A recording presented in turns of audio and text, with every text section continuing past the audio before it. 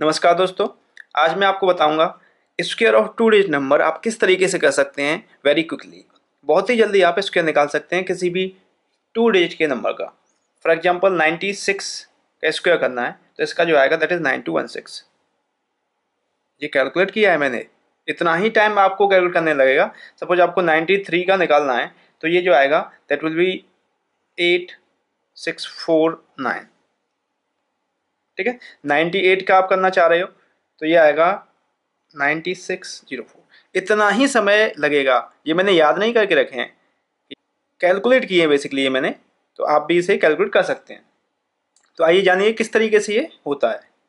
तो अगर 96 का स्क्वायर बेसिकली मैं निकालना चाह रहा हूँ तो इसके लिए मेथड ये है, यहाँ बेस क्या है 100, तो 100 से कितना कम है 4, तो आप -4 कर देंगे एक तो -4 करेंगे। आंसर बेसिकली दो पार्ट में आ रहा है जैसे, तो -4 करेंगे तो इसका फर्स्ट पार्ट आ जाएगा 92 और इसका फिर स्क्वायर करके इधर लिखेंगे, 4 का स्क्वायर करेंगे दैट इज 16।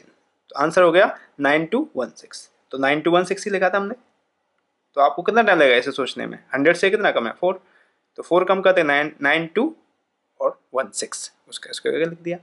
93 आपने किया, 93 का स्क्वायर किया तो वही -7, ठीक है, तो ये 86 हो गया। 93 में 7 आपने घटाया 86 और 7 का स्क्वायर 49 हो गया।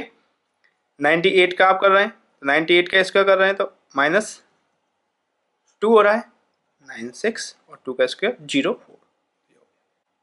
ऐसे अगर आपके पास कोई नंबर होता 87 का आप स्क्वायर कर रहे हैं तो इस केस में -13 है तो ये हो जाएगा 74 और 13 का स्क्वायर आप करोगे तो 169।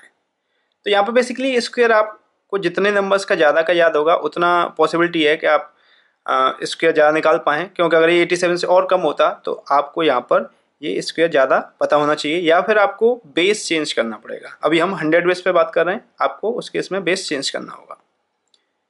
तो 13 का स्क्वायर 169 हमने निकाला, तो यहाँ 169 पूरा नहीं लिख सकता मैं, 1 को यहाँ मेरे को कैरी लेना होगा बिकॉज बेस 100 की बात कर रहा हूँ तो 2 डिजिट ही लिख सकता हूँ। तो ये 1 है यहाँ पर ऐड हो जाएगा तो ये हो जाएगा 7569।